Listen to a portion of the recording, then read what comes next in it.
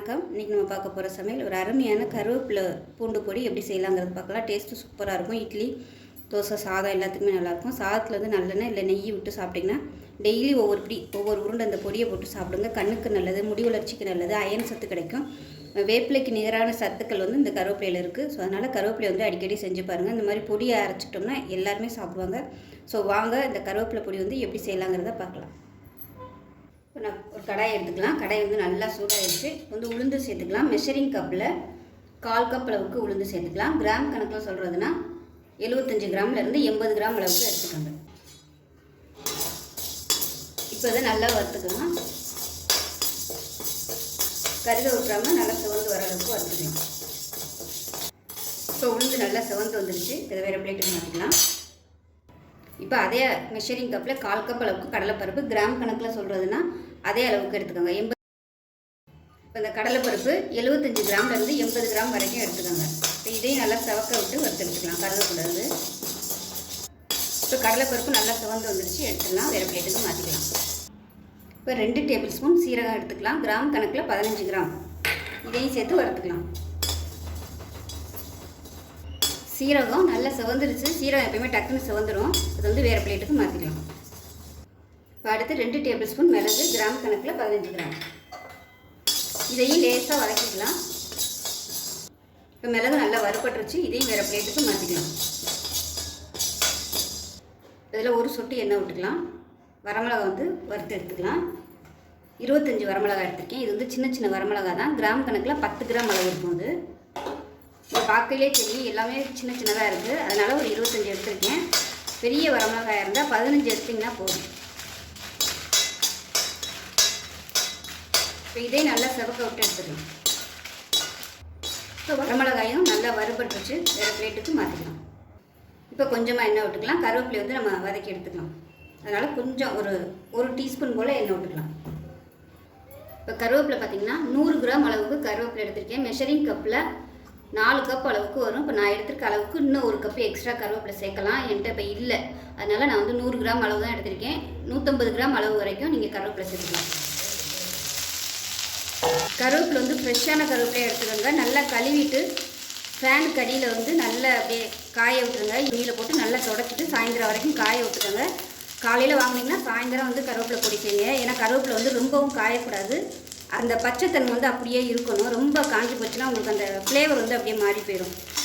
அதனால் ரொம்ப காய விட்டுறாமல் அந்த பச்சைத்தன்மை, அதாவது ஃப்ரெஷ்ஷான தன்மை இருக்கும்போதே நீங்கள் கருவேப்பிலை பொடி செஞ்சுக்கிட்டிங்கன்னா நல்லாயிருக்கும். அதே மாதிரி தான் குழம்பு செய்கிறதுக்கும் ரொம்ப காஞ்ச கருவேப்பிலையை போட்டு பண்ணிங்கன்னா உங்களுக்கு அந்த ஃப்ளேவர் வந்து அந்த கருவேப்பிலையோட ஃப்ளேவர் வந்து கரெக்டாக கிடைக்காது. அந்த காஞ்சி போன ஃப்ளேவர் தான் வரும். அதனால தான் சொல்கிறேன். இப்போ இதை வந்து நல்லா மொறுன்னு வறுத்துக்கலாம். இப்போ பார்த்திங்கன்னா கருவேப்பிலை நல்லா மொறுன்னு வதங்கிடுச்சு. சத்தம் பாருங்கள், சலசலன்னு கேட்குது. இந்த ஈரத்தன்மையெல்லாம் போயிடுச்சு. வந்து அமர்த்திட்டு இதையும் வேறு பிளேட்டுக்கு மாற்றிக்கலாம். இப்போ கொஞ்சமாக எண்ணெய் விட்டுக்கலாம். பூண்டு வந்து வறுத்து எடுத்துக்கலாம். ஒரு 15 பூண்டு வந்து தட்டி வச்சுருக்கேன். இந்த மாதிரி தட்டி வச்சுருக்கேன். இதையும் சேர்த்துக்கலாம். சேர்த்துட்டு நல்லா மொறுன்னு வதங்கணும். அந்த அளவுக்கு வதக்கி எடுத்துக்கலாம்.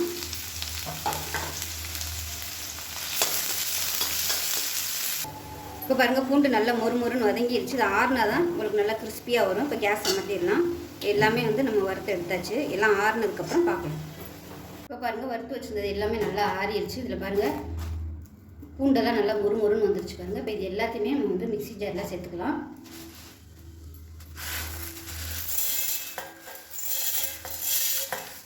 தனித்தனியாக போடணும்னு அவசியம் இல்லை. எல்லாத்தையுமே ஒன்றாவே போட்டுக்கலாம்.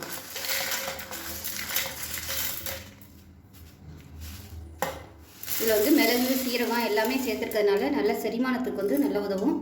நெய்யோ இல்லை நல்லெண்ணெயாக ஊற்றி டெய்லி வந்து நீங்கள் ஒரு பிடி சாப்பிட்டிங்கனாலே போதும். நல்ல ஜீரண சக்தி கிடைக்கும். நல்லா பசி எடுக்கும். பசி எடுக்காதவங்களுக்கு பசி எடுக்கும். வேப்பிலையில் எவ்வளோ சத்துக்கள் இருக்கோ அந்தளவுக்கு சமமான சத்து வந்து இந்த கருவேப்பிலை இலையில் இருக்குது. அதனால் கருவேப்பிலை பொடியாக செஞ்சுக்கலாம். இல்லை குழம்பு இந்த மாதிரி கூட நம்ம வச்சு ரெகுலராக எடுத்துகிட்டு வரும்போது உடம்புக்கு ரொம்ப ஆரோக்கியமாக இருக்கும். முடி வளர்ச்சியும் நல்லா வளரும். அயன் சத்து நல்லா நிறைய கிடைக்கும். ஆனால் கருவேப்பிலை வந்து மேக்ஸிமம் கொஞ்சம் நல்லா கொழுந்தா எடுத்துக்கிட்டிங்கன்னா நல்லாயிருக்கும். வீட்டில் மரம் வச்சுருந்தீங்கன்னா கொழுந்தா பார்த்து எடுத்துக்கோங்க.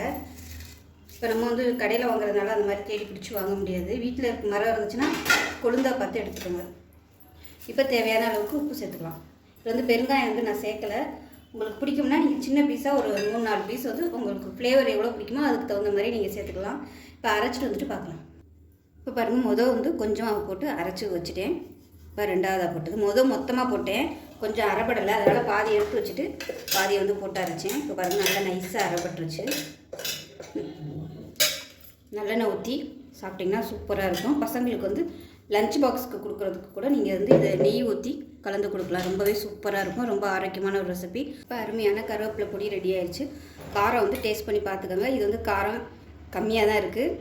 மிளகா பொறுத்து வந்து காரம் அளவு வந்து கூடவோ குறைச்சோ நீங்கள் வந்து சேர்த்துக்கோங்க. ஒரு சில மிளகா காரம் அதிகமாக இருக்கும், ஒரு சிலர் காரம் கம்மியாக இருக்கும். ஒருவேளை காரம் கம்மியாக இருக்குது அப்படின்னு நினச்சிங்கன்னா ஒரு 10 மிளகாயை லைட்டாக எண்ணெய் விட்டு வறுத்துட்டு மிக்சியில் போட்டு ஆறுனதுக்கப்புறமா மிக்சியில் போட்டு பொடி பண்ணிடுங்க. பிடிச்சதுக்கப்புறமா இந்த பொடியிலேருந்து கொஞ்சம் எடுத்து போட்டு அரைச்சிக்கோங்க. நல்லா அரைப்பட்டதும் நீங்கள் வந்து எல்லா பொடியும் கொட்டி ஒரு தடவை மிக்சியில் போட்டு மிக்ஸ் பண்ணி ஒரு அடி அடிச்சிங்கன்னா உங்களுக்கு நல்லா கலந்துரும். அவ்வளோதான். இட்லிக்கு தொட்டுக்கலாம், சாதத்துக்கு போட்டு சாப்பிட்லாம். டெய்லி ஒவ்வொரு படி சாப்பிடுங்க. ரொம்ப ஆரோக்கியமாக இருக்கும். தலையில் உள்ள தேவையில்லாத நீரெல்லாம் வந்து அப்படியே எடுத்துரும். ரொம்பவே ஹெல்த்தியான ஒரு பொடி இது. கண்டிப்பாக செஞ்சு பாருங்கள். செஞ்சு பார்த்துட்டு எப்படி வந்துச்சுங்கிறத சொல்லுங்கள். வீடியோ பிடிச்சிச்சுன்னா லைக் பண்ணுங்கள், கமெண்ட் பண்ணுங்கள், சேனலை சப்ஸ்கிரைப் பண்ணுங்கள், பக்கத்தில் உள்ள பெல் பட்டனையும் ப்ரெஸ் பண்ணுங்கள். நன்றி.